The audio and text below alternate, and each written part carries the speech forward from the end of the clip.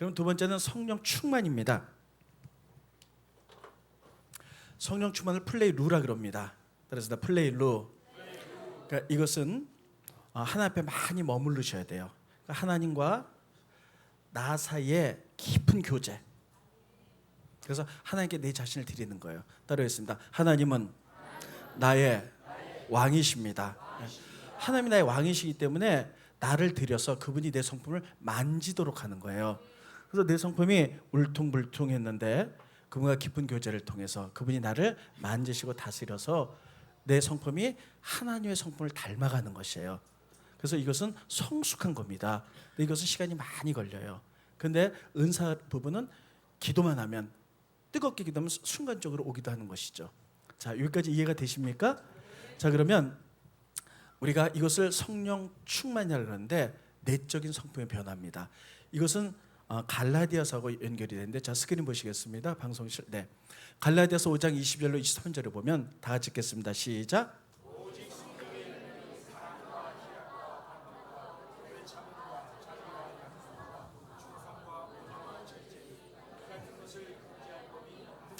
네.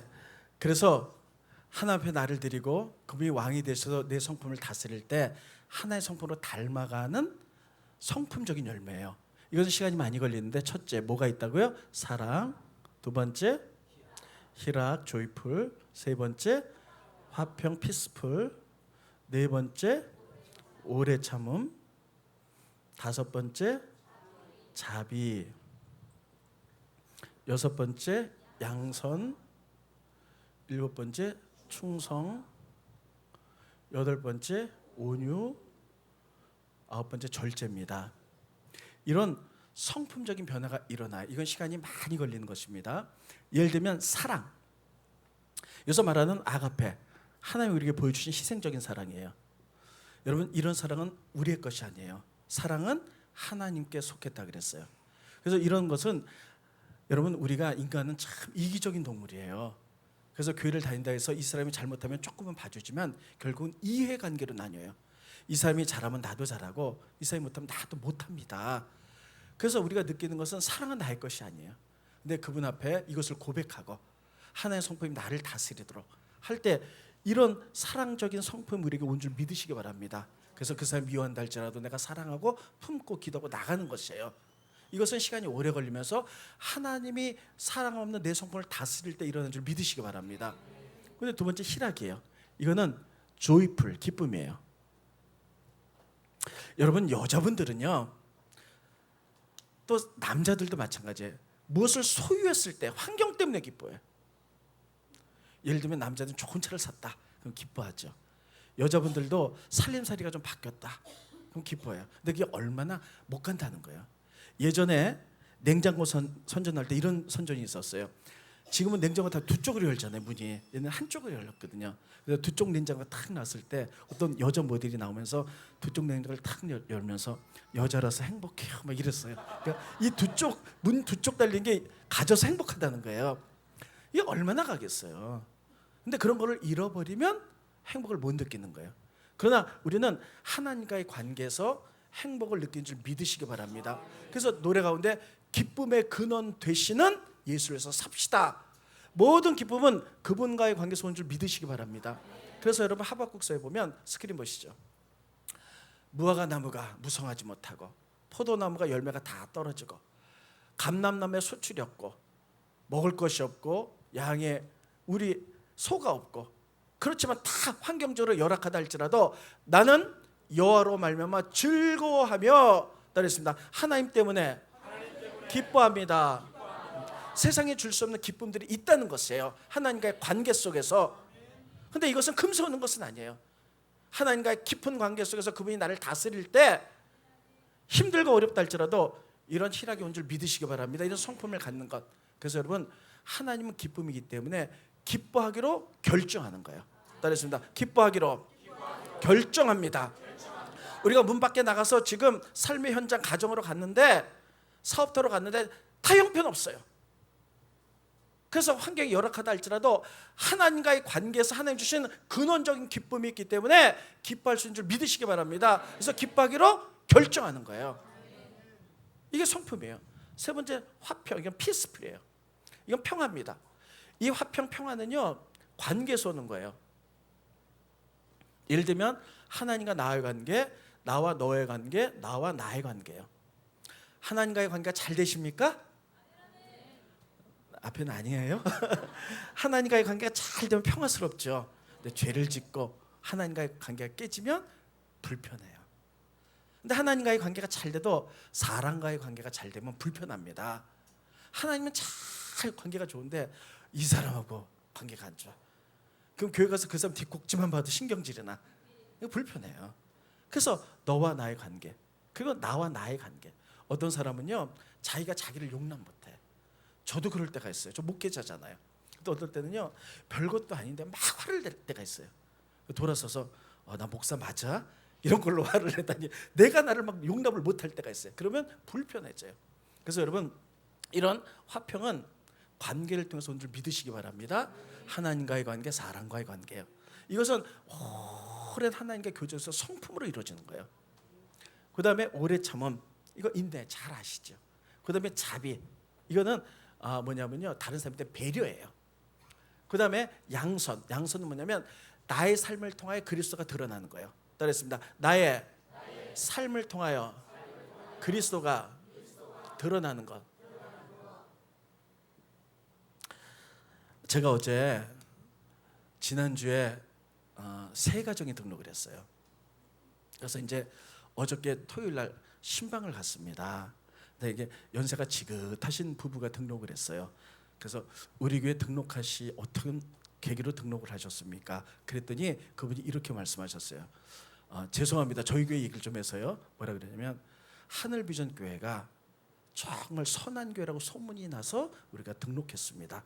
이런 거. 그래서 그게 뭔지 궁금하잖아요. 어떻게 소문이 났는데 그랬더니 이렇게 얘기를 하시더라고요. 어려운 당한 사람에 지불해 준다는 소문. 저희 교회에서 그런 일을 하거든요. 가정이 다 부도가 나가지고 갈 곳 없는 사람께 이제 지불해 주는 일들을 해요. 근데 올해도 부활절에 저희가 2가정을 지불해 줬어요. 전사로 해줬더니 이게 소문이 나갔고 자기가 이렇게 이게 뭐야 조금만 농사 짓는 거 이제 마을에서 그 뭐라 그러지? 주말 농장 가서 막 하는데 옆에 있는 사람이 막 밭을 메면서 그러더래요. 하늘비전께서 저 사람에게 지불해 줬대. 이게 뭔 소리가 있고 막 소문이 나갔고요. 이게 진짜인가 하고 교회를 한번 와봤더니 진짜로 해줬다는 거예요. 그래서 야 이게 교회구나. 하나의 선함이 드러났구나. 그래서 교회 등록을 새 가정에 하셨더라고요. 저에게 얘기해서 죄송합니다. 그냥 예가 없다 보니까 그렇게 얘기한 거예요. 그러니까 이게 뭐냐면 나를 통해서 그리스도의 선함이 드러나는 거예요. 이건 그냥은 되지 않아요. 그 다음에 충성. 하나님이 하라고 하는 것을 하는 것이 충성입니다. 따르겠습니다. 하나님이 하라고 하는 것. 여러분 하나님이 하라는 것을 하세요. 근데 여러분 많은 사람들이 자기결정으로 해요. 그래서 막 선거대도 자기결정을 하다가 좀 목사님이 칭찬해주고 또 다른 사람이 알아주면 열심히 하는데 아무도 몰라주고 칭찬 안 하면 쑥 돌아가고 안 하려고 그래요. 이건 충성 아닙니다. 하나님이 나에게 하라고 한 일을 하는 것, 그럴 때 소명을 갖고 하는 것이에요. 다른 사람이 나를 몰라준다 할지라도 그 일을 하게 될 줄로 믿습니다. 이것이 하나님의 기쁜 일이고요. 이런 일을 할 때 하나님이 내 마음이 시원하다, 네가 잘했다, 이렇게 말하시는 것이에요. 그 다음에 온유. 온유는요 변화된 성품이에요. 따로 있습니다. 변화된 성품. 예를 들면 이런 것입니다. 프라우스, 프락시스 이렇게 얘기하는데요. 이건 뭐냐면 말 있잖아요. 말이 막 야생만 자기 마음대로 움직여요. 근데 그에게 채찍을 가고 홍당무를 주면서 변화시키는 거예요. 훈련되면 주인이 가라 그러면 가고 사람 쓰는 것이죠. 그래서 내 성품이 내 마음대로 했는데 하나님의 성품으로 바뀌는 것을 온유라고 하는 것이에요. 이건 시간이 많이 걸립니다. 근데 절제라는 것은 무엇이냐면요, 하나님 말씀으로 통제받는 삶이에요. 따르겠습니다. 하나님 말씀으로 통제받는 삶. 네, 이게 절제예요. 그래서 이런 성령 충만한, 그래서 여러분 우리 주변에 보면 신앙생활을 오래 하면서 성품이 온화하고 정말 변화받은 사람들이 있어요. 이게 바로 성령 충만 플레이로인 줄 믿으시기 바랍니다. 그래서 여러분 성령 세례하고 성령 충만이 분명히 이해가 되셨죠? 예. 그런데 성경은 이 두 개가 다 나와 있어요. 그런데 어떤 교단에서는, 제가 교단을 욕할 그런 거 아닙니다. 어떤 교단에서 이것만 해요. 막 주여 불같은 성령만 해요. 근데 어떤 교단에서는 문제가 있다고, 은사는 문제가 있다고, 이건 또 하나도 배제해서 은사는 이제 없다. 그리고 하나님과의 관계에서 성품만 달아요. 근데 그렇지 않습니다. 성경은 이 두 가지가 다 나와 있는 줄 믿으시기 바랍니다. 이 두 가지가 균형과 질서를 이루는 것이 균형 잡힌 성령론이에요. 예를 들면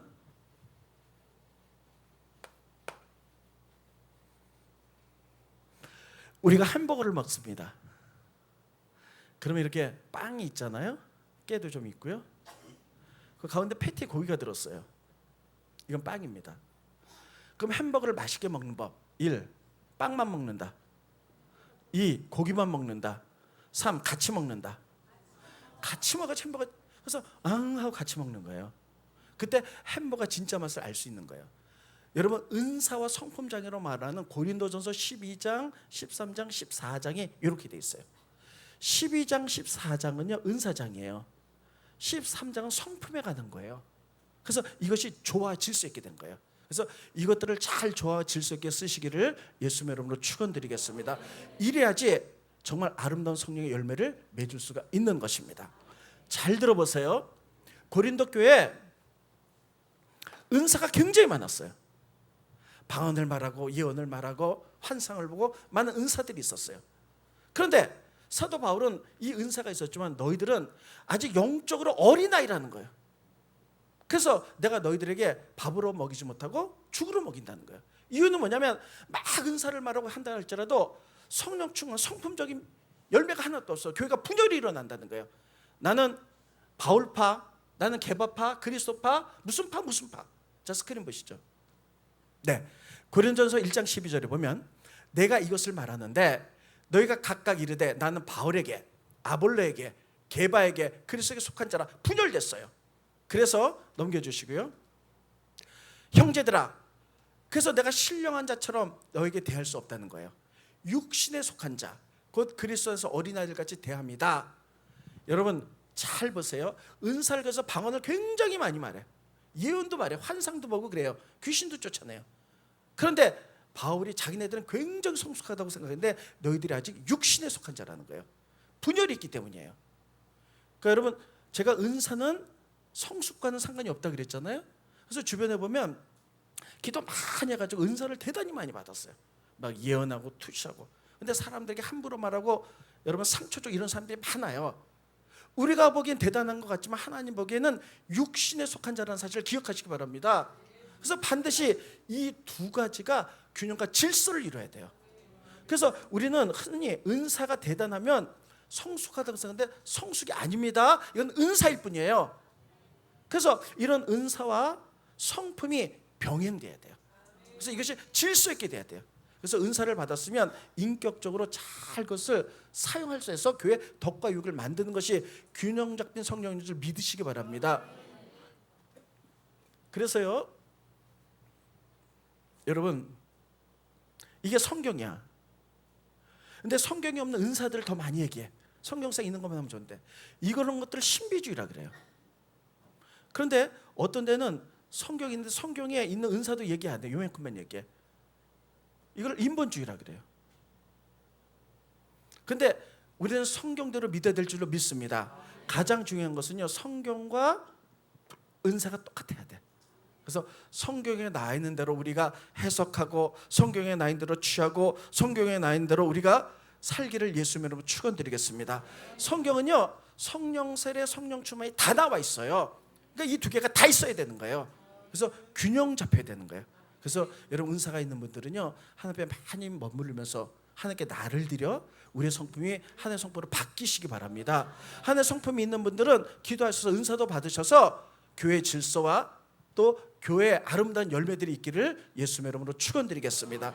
이게 균형 잡히게 질서 있게 돼야 되는 거예요. 자, 그러면 정말 중요한 얘기 하겠습니다. 우리가 이렇게 성령에 대해서 균형 잡힌 성령도 배우고 다 이렇게 알게 되었습니다. 그런 중요한 것은 우리는 어떤 삶을 살아내야 하는 것인가. 우리가 성령 충만을 받았어요. 성령의 세례도 받았어요. 그러면 우리 어떤 삶을 살아내야만이 하나님 기뻐하시고 영광이 되는가 하는 것이에요. 그런데 요즘 교회들이 다 욕을 먹는 이유가 우리끼리 막 박수하고 성령 충만하고 하지만 이게 세상에서 보기엔 아무것도 아니에요.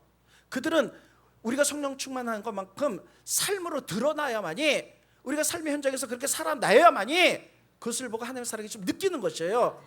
그러므로 우리가 여기서 기도하고 은혜를 받는 것처럼 우리의 삶 속에서 그리스도가 드러나는 삶을 사시기를 예수님 이름으로 축원드리겠습니다. 초대교회,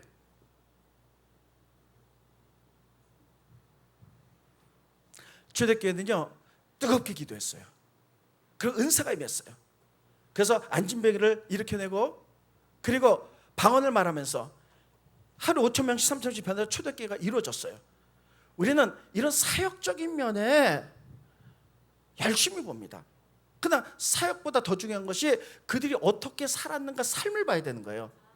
초대교회는 어떻게 삶을 살았는지 스크린 보시겠습니다. 다 같이 읽겠습니다. 시작. 재산을 공유했어요. 누가 시킨 것도 아니에요. 근데 부자는요 그것을 가난한 자에게 나눠주기 시작했어요. 그래서 어느 것 하나 부족함이 없는 세상, 이것을 만들기 시작했어요. 이게 이들의 삶이었어요. 하나님이 나에게 중간 이상의 것을 주셨다. 그럼 그것을 나누기 시작한 거예요. 가난한 자, 돈이 없어서 공부 못한 사람에게 나눠줘서 공부시키고, 돈이 없어서 먹을 거 없는 사람에게 먹을 것을 주고, 돈이 없어서 병원에 못 가는 사람에게 병원 치료를 시켜주고, 이런 삶을 살았다는 거예요. 이게 성령 받은 사람의 삶인 줄 믿으시기 바랍니다. 그동안에 우리는 전부 다 사역면에만 치중했어요. 이런 것을 보고 어떤 삶을 살아내는가, 이것이 가장 중요합니다. 이것이 결론입니다. 초대교회는 이래가지고 따라했습니다. 부족함이 없는 삶. 하나님이 이 공동체로 교회를 묶어주셨어요. 이 공동체에 어려운 당한 사람이 있다면 우리들이 그들을 도와줘야 돼요. 그래서 그들이 부족함이 없다는 걸 만드는 것, 이게 초대교회의 삶이었어요. 우리는 이런 삶으로 삶이 드러나야 될 줄로 믿습니다. 누가복음에 보면, 사도행전과 누가복음은 누가가 썼거든요. 그래서 같이 보면 중요합니다. 누가복음에 보면 예수님이 이 땅에 오셔서 성령 받는 이유가 예수님 닮아가기 위함이잖아요. 그럼 예수님이 이 땅에 오셔서 첫 번째 하신 설교가 있어요. 가버나움에서. 이사야서 61장이에요. 희년에 관한 설교를 하셨어요. 예수님이 이 땅에 오셔서 가버나움에서 제일 먼저 첫 번째 설교하실 때 당신이 이 땅에 오신 삶의 모습들을 설교하셨는데, 희년에 관한 이사야서 61장. 이것은 굉장히 중요합니다. 스크린 보시죠. 누가복음 4장 18절에 보면, 주의 성령이 내게 임하였으니 이는 가난한 자에게 복음을 전하게 하시고, 내게 기름 부으사 나를 보내사 포로된 자에게 자유를, 눈먼 자에게 다시 보고 전파하며 눌린 자에게 자유롭게 하며. 이게 이사야서 61장이에요. 예수님이 당신이 오셔서 첫 번째 설교를 가보면서 이 설교를 하셨어요. 그리고 이것이 이미 이루어졌다, 이렇게 말씀하셨죠. 자, 스크린 보여주세요. 넘겨주시고요. 예수께서 그들에게 말씀하실 때 이 글이 오늘 너에게 응하였느니라. 이미 이루어졌다는 것을. 희년이 무엇입니까? 사람들을 회복시키는 거예요. 이건 50년 만에 한 번씩 오는 건데, 사람이 살다 보면요 가난해서 토지를 팔 경우도 있어요. 그리고 돈이 없으면 자녀를 노예로 팔기도 해요. 스스로 노예되기도 해요. 그러면 노예는 평생 노래서 하나님의 형상이 이렇게 살기를 하나님 원하시지 않으세요. 그래서 50년 만에 다 돌려주는 거예요. 토지도 돌려주고, 그리고 노예된 딸들도 돌려주고, 또 노예에서 풀어줘서 그들이 다시 새로운 희망의 삶을 살아갈 수 있도록 만들어준 걸 희년이라 그러거든요. 근데 이렇게 살으라는 거예요. 예수님이 첫 번째 설교를 하면서 이런 삶의 모습을 보여주시면서 이런 설교를 하셨어요. 그리고 이미 예수님 때문에 이런 삶이 이루어졌다. 그러므로 너희들도 이런 삶을 본받으라는 것이에요. 그래서 성령이 임하면서 초대교회가 많은 사역이 있었지만 그들의 삶이 가난한 자에게 나눠주는 이런 삶을 살았다는 것이에요. 그래서 가난한 자가 다시 일어날 수 있고, 여러분 지금 우리나라는요 한 번 사업이 망하면 일어날 수가 없어요. 그러면 거기 밑에 자녀들도 계속 가난하고 힘들고 빚에다가 어떤 사람은 자살까지 해요. 하나님이 그 인생을 그렇게 살라고 내신 것이 아니에요. 그렇다면 성령 받은 우리의 삶이, 초대교회 사역은 뭐 귀신을 쫓아내고 이런 일을 했지만, 병자를 고쳤지만 그들의 삶을 보자는 것이에요. 이런 삶을 살았어요. 어느 누구도 부족함이 없는 삶. 그래서 흘려보내는 삶, 세워주는 삶, 채워주는 삶. 예수님도 오셔서 첫 번째 설교가 이것이었어요. 주의 성령이 내게 임하셨으니 가난한 자에게 물질을 주고 포로된 자를 선포하며, 이런 삶을 살라고 말씀하셨고, 예수님 때문에 이 삶이 이미 이루어졌다는 것이에요. 그렇다면 우리가 성경을 보면서 사복음서에서 예수님의 사역을 봅니다. 병자를 고쳐 귀신을 쫓아내고 이것도 보지만 예수님의 삶을 봐야 돼요. 예수님은 어떤 삶을 사셨는가? 왜냐하면 우리 믿는 사람들은 예수님의 삶이 모델이 돼야 돼. 그래서 그들을 따라가는 거예요. 예수님의 4대 사역 보겠습니다. 귀신을 쫓아내고 병자를 고친 것 외에 그의 삶 보겠습니다. 마태복음 4장 23절 24절을 보면 예수께서 온 갈릴리에 두루 다니사 그들의 회당에서 첫째 가르치심, 두 번째 천국 복음을 전파하심, 선교, 세 번째 맨 마지막에 보겠습니다. 중풍자를 데리고 오니 그들을 고치심, 네 번째는 먹이심이에요. 성경 넘겨주세요. 마태복음 14장 16절에 보면 예수께서 이르시되 갈 것 없다, 너희가 먹을 것을 주라. 이 얘기는 뭐냐면요, 오병이어의 기적의 이야기입니다. 예수님이 베스다 빈들에서 5천 명이 굶고 있어요. 그래서 제자들이 빨리 보내십시오, 이들 다 굶습니다. 그때 예수님이 뭐라고 하냐면 너희가 먹을 것을 굶주림께 주라는 것이에요. 그래서 이게 예수님의 4대 사역, 삶의 모습이었어요. 예수님이 이렇게 사셨다면 우리들도 반드시 성령 받아서 초대교회처럼, 예수님의 삶처럼, 예수님의 첫 번째 설교했던 것처럼 주의 성령이 임하여 이렇게 했던 것처럼 이런 삶으로 살아내야 될 줄로 믿습니다. 가르쳐야 돼요. 이건 성경뿐만 아니라 세상의 지식으로도 가르쳐야 돼요. 그런데 돈이 없어서 공부 못한 사람들이 있어요. 이들에게 돈이 없어서 공부 못한, 이런 일이 없도록 교회에서 하는 거예요. 우리 크리스찬들이 해야 되는 일이에요. 죄송합니다. 저희 교회 얘기를 조금만 할게요. 저도 예전에는요 이렇게만 사역했어요. 어떻게 하면 이렇게 부흥시킬 수 있을까? 막 뜨겁게 기도하고 막 이랬는데, 제가 좋은 목회자들 많이 만났습니다. 그분 중에 한 분이 우리 김우경 목사님이시고요. 그리고 DTS 훈련뿐만 아니라 또 많은 NC 훈련들을 통해서요 성경을 보면서 예수의 마음을 품게 됐어요. 그때부터 바뀌게 되었어요. 가르치심. 돈이 없어서 공부 못한 학생들이 있어요. 이건 하나님 기뻐하는 게 아니에요. 예수님의 사역 가운데서 가르치자는 거예요. 그래서 저희가 저희 교회에서 가장 중심적으로 하는 사역이 5km 사역이라는 거거든요. 교회가 여기 있으면, 우리 교회 행신동에 있으면 왜 하나님이 행신동에 우리 교회를 심으셨을까? 우리 교회 중심으로 5km, 지름 5km 안에 이 사역을 하자는 거예요. 그래서 돈이 없어서 공부 못한 사람이 없도록 하자. 싹 리서치를 했어요. 근데 여러분, 복지가 너무 잘 됐어요, 우리나라요. 근데 사각지대에 있는 아이들이 있어요. 조선족 아이라든지 이런 아이들을 딱 줄였더니 우리 동네에 5km 안에 20명이 나왔어요. 그래서 그 아이들을 중학교 1학년부터 고3까지 매달 10만 원씩 장학금을 줍니다. 돈이 없어서 공부 못한 사람 없도록. 초대교회가 성령 받고 그런 삶을 살았잖아요. 예수님도 주의 성령이 임함으로 말미암아 가난한 자에게 부족함이 없는 삶을 선포하셨고 이미 이루어졌다고 말씀하고 있어요. 그래서 저희가 이제 예수님의 사역을 하자. 사역만 아니라 이런 삶을 살아보자는 거예요. 그래서 우리가 이런 일을 합니다.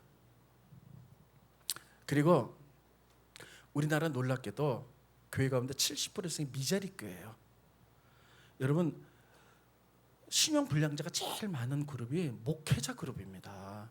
초대교회, 시골교회. 교인들이 없으니까 여러분 헌금이 안 들어오니까 다 신용불량자세요. 어쩔 수 없이 그렇게 돼요. 그래서 돈이 없어서요 자녀들 공부 못 시키는 목회자들 많습니다. 저희 교회에서 장학금 정말 많이 나갔어요. 제가 목동의 어떤 교회 강의를 갔어요. 그래서 이 얘기를 했습니다. 그랬더니 강의 중에 저기 뒤에 어떤 사람, 젊은 사람이 막 울어요. 저는 이렇게 생각했어. 내 설교에 은혜를 받았나? 그렇게 생각했는데 끝났는데 막 우는 거예요 저한테. 그래서 손을 잡고 왜 그러냐 그랬더니요, 목사님 교회에서 장학금 줘서 자기가 공부한 사람이라는 거야. 저는 모르죠. 그래서 제가 졸업을 했는데 저는 이런 일을 할 겁니다 앞으로. 이런 거. 두 번째, 선교하는 거. 이 교회는 뭐 말할 거 너무 잘하죠. 세계 선교사협회를 파송하고 이 일을 하는 거예요. 저에게도 좀 일을 많이 하고 있습니다. 우리는 중국만 선교예요. 그래서 중국에 저희는 이제 교회 세우기 운동을 하는데 저희 교회가 중국에 60개 교회를 세웠습니다. 그래서 거기에 6개 지방, 그러니까 장로교를 하면 6개의 노회를 만들었어요. 노회장님 만들고 앞으로 저희가 100개 만드는 게 저희 교회 사명입니다. 이런 일들을 하는 거예요. 선교. 근데 고치심.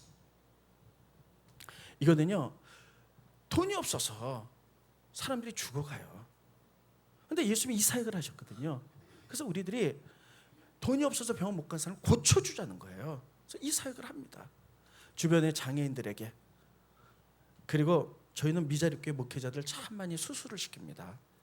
왜냐하면 시골교회 가보면요, 목사님들이, 사모님들이 병이 걸렸는데 신용불량자다 보니까요, 의료보험이 없어요.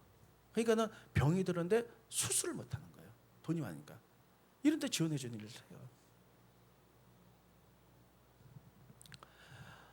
말레이시아에 필리핀에 저희가 돕고 있는 선교사인데 깜댕 공동체라는 공동체가 있어요. 근데 거기 빈민가에 있어요. 빈민가에 있는데 그 목사님이 장문의 편지를 썼어요. 목사님, 저희는 빈민 아이들이랑 사는데, 이 빈민가에 사는데 이 아이들이 빈민가다 보니까 모기도 많고 물도 더럽혀져서 약 몇 알이 없어서 죽습니다. 그러니까요, 의사가 필요한데 의사 한 사람의 월급을 좀 대주시면 이 공동체 의사를 세워가지고 아이들을 고치겠습니다. 그래서 저희 장로님들과 같이 해갖고요, 그 깜댕 공동체에 의사 월급 한 달 월급이 나가요. 그래서 의사가 세워져갖고 고치는 거예요. 교회가 이런 일들을 하라는 거예요. 병자를 고치는 거. 그 다음에 먹이는 사역.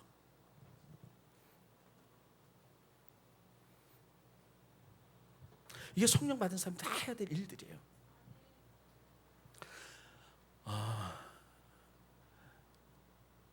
저희 교회가 이제 저희 교회는 훈련이 많이 된 교회예요. 그래서 어느 날 제가 장로님 댁에 신방을 갔더니 장로님이 맛있는 음식을 사주셨어요. 저녁을 먹고 있는데 TV를 딱 보는데 아프리카의 굶주린 아이들이 막 나오는 거예요. 눈썹 들어가 배만 이렇게 나와갖고 단돈 3만 원, 5만 원이면 해결돼 막 이래. 근데 밥이 안 넘어가는 거예요. 하나님이 저 인생은 저렇게 어렸을 때부터 굶어 죽으라고 만든 인생이 아니잖아요. 그러면 우리에게 금건을 왜 주셨을까? 먹이라는 거죠. 이게 예수님의 사역이잖아요. 예수님이 제자들에게 그들을 너희가 먹이라 이렇게 얘기했어요. 그래서 그 일을 하는 거예요. 그래서 우리가 아프리카를 돕시다. 그래서 교인들을 다 그 며칠 모였어요. 우리가 아프리카 어느 나라를 도울지 우리가 하나님의 음성을 들어봅시다. 그랬더니 다 기도하다가 하나님이 르완다라는 나라를 주셨어요. 저는 르완다가 어디 붙었는지도 몰라요. 근데 교인들이 동시적으로 이걸 받았어요. 그래서 르완다를 놓고 우리가 월드비전 사람을 초대해서 우리가 르완다의 한 마을을 분양받고 싶은데 어떤 마을을 추천해 주시겠습니까? 비링기로죠. 그래서 그 마을을 입양받았는데 그 아이들이 몇 명이니까 94명. 그래서 우리가 이 마을을 분양했어요. 분양하고 이 아이들을 먹이고 공부를 다 시킵니다. 근데 이 아이들이 이제 오래되니까 다 컸잖아요. 근데 연락이 왔어요. 우리를 먹이시고 공부해 주셔서 너무나 감사한데 물이 오염돼 가지고 아이들이 먹고 설사병에 많이 죽는다는 거예요. 우물을 파주면 좋겠습니다. 그래서 재작년에 저희가 우물 파는데 얼마 됩니까? 그러니까 이 마을에 우물 파는데 3개 우물을 파야 되는데 3,900만 원. 그래서 왜 이렇게 많이 드냐 그랬더니 르완다라는 나라, 르완다의 뜻이 뭐냐면 1000개의 언덕이 있는 나라라는 뜻이래요.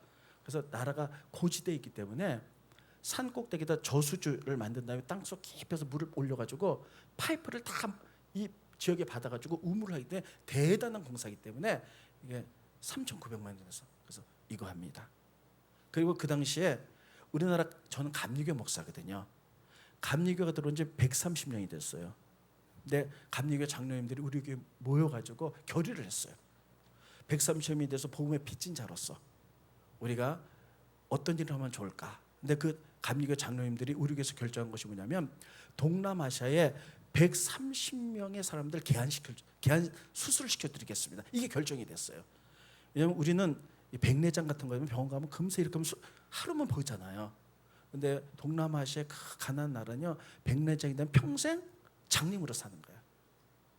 그래서 130명. 그래서 우리가 10% 합니다. 이런 일들. 그래갖고요, 부활절 헌금이 다 이런 거 하는 거예요. 먹이고 입히고 공부 가르치고. 근데 저희 목표는요 뭐냐면요, 자립이에요. 이 사람들 언제까지 도와줄 수는 없잖아요. 자립. 그래서 올해 봄에 물어봤어요. 이 말 어떻게 하면 자립합니까? 그러니까 50가정이래요, 그 가정에. 그런데 젖소를 한 마리씩 사주시면 자립이 됩니다, 이렇게 얘기를 했어요. 근데 젖소를 사줘갖고 운막을 줘주고 그들이 소를 기르는 법, 젖을 짜는 법에서 우유를 팔고 이렇게 되면 자립이 된다는 거예요. 그래서 저희가 이 프로젝트를 사실 요번에 부활절에 하기로 했는데 저희 교인 가운데 사업하다 망해서 집으로 거리로 나앉게 된 사람이 2사람 있어. 그분들 지불해 준다고 요번에 못했어요. 그래서 내년에 부활절 프로젝트가 젖소 50마리 여기 보내는 거예요. 이거를 하면서 그들을 먹이고 그리고 이들을 이제 자립을 시키면 우리는 또 다른 마을을 받게 될 거예요. 예수님이 이런 일을 하셨고 우리가 성령 받았으면 막 박수하고 우리는 좋지만 막 주여 할렐루야 영적 만점이면 세상 교회 밖의 사람들은 그거 갖고 아무도 여러분 그거 가지고 그들 마음이 움직이지 않아요. 우리들이 예수님처럼 이런 삶을 살아낼 때 이것을 보고 하나님 나라가 세워진 줄 믿으시기 바랍니다. 그래서 우리가 이런 삶을 살아내야 되는 것이에요. 이런 삶을 살아내야 되는 거. 제가 얘기 하나만 하고 좀 마칠게요. 저희 교회에서는 집을 좀 해주는 교인들 운동을 해드려요. 그것을 하게 된 계기는 다음과 같습니다.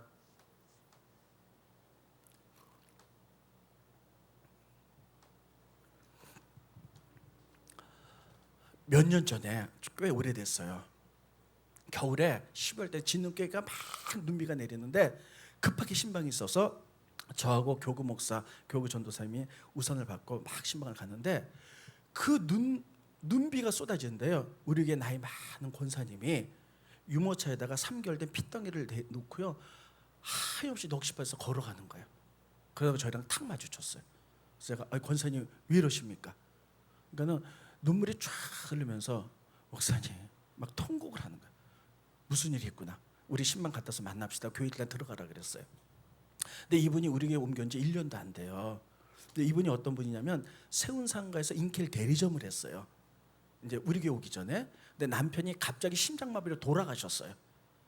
그래갖고 돈 받을 사람은 다 도망가고 돈 받을 사람은 다 온 거야. 그래서 빚더미 앉아서 이 여자 권사님이 자기가 대리점을 한번 해보려고 하지만 경험이 없잖아요. 그래서 빚더미 앉았어. 그래서 다 망해가지고 우리 동네로 이사와서 1년 전 우리에 등록을 한 거야. 근데 어렵다는 얘기는 들었어요. 근데 빚더미 앉으니까요 집에 딱지를 다 붙이고 그리고 막 밤이고 낮이고 전화하고 막 문 두들기고 이러니까요 이분이 굉장히 두렵게 사는 거예요. 먹고 살 수가 없으니까 그 딸이 뭐라 그러냐면 엄마 내가 일해갖고 돈 벌어서 우리 먹고 사는데 그 대신 아기 낳은 지 3개월밖에 안 돼서 아기를 봐주세요. 그래서 그날도 아기를 보는데 막 빚쟁이가 전화가 오니까 못 받는 거예요. 무서워서. 근데 또 막 문을 두드리니까요 두려워가지고 진눈깨비가 휘몰아치는데 유모차에다 아기를 넣고 그냥 갈 데가 없으니까 방황하고 다니다가 저랑 딱 마주친 거예요. 그래서 제가 얘기했어요. 그럼 이거 뭐 해결 방법 이 사람께 100만 원, 200만 원 주다가 이 문제가 해결될 문제가 아니에요. 그래서 권사님 어떻게 하면 좋을까요? 어떻게 기도할까요? 그랬더니 목사님 저희 딸은 건강하고 사위는 건강하니까 나가서 일은 할 수 있어요. 그런데 이 아이를 데리고 편안하게 쉴 수 있는 공간만 있었으면 좋겠어요. 그래서 알았습니다. 기도하죠. 우리 장로님들하고 기도했어요. 그러다가 집을 해줍시다. 우리들이 교회에서 배우기를 그리스도의 몸된 교회 다 지체라고 배웠는데 손가락 하나 갚으면 너만 아파라 하지 않고 다 몸이 아프잖아요. 그러니까 이 지체가 좀 아픈데 우리가 이 사람 할 수 있는 대로 자립할 수 있도록 집을 좀 해줍시다. 집이 한두 푼짜리가 아니에요. 그랬더니 장로님들이 모여가지고 그러면 이 사람만 해줄 것이 아니라 교인들 가운데 말을 안 해서 그렇지 거리에 나앉게 된 사람이 있을 겁니다. 그래서 우리가 다 해가지고 공문을 붙였어요. 어려운 사람은 서류 갖고 오십시오. 그랬더니 처음에 4가정이 들어왔어요. 그래서 4가정이 집이 나갔어요. 그래서 그때부터 이제 그 사람들이 교회 집에서 사는 거예요. 일을 계속 하다 보니까요, 무려 지금 9가정이 나갔어요. 그러면서 이 가운데 벌써 많은 사람이 이미 자립해서 자기 집을 얻었고 나간 사람들도 있고요. 이제 이런 일을 먹이고 입히고. 여러분 이런 일을 안 하면요, 아무리 믿음 좋은 사람이라 할지라도 순간적으로 잘못 생각해요. 저는요, 사람들이 빚에 시달려고 순간적으로 자살한다는 것을 뉴스로만 들었는데 실제로 우리 교인 가운데 고통당한 사람들 얘기를 들어보면 순간적으로 아무리 믿음 좋은 사람도 그럴 수 있겠구나. 이들을 위해서 예수님은 어떻게 하셨을까 하는 것들이에요.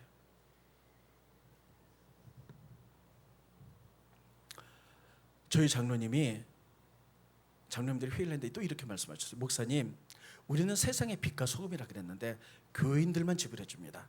교회 밖에 하나님 믿지 않는 사람도 우리가 집을 좀 해주면 좋겠습니다. 어려움 당한 사람.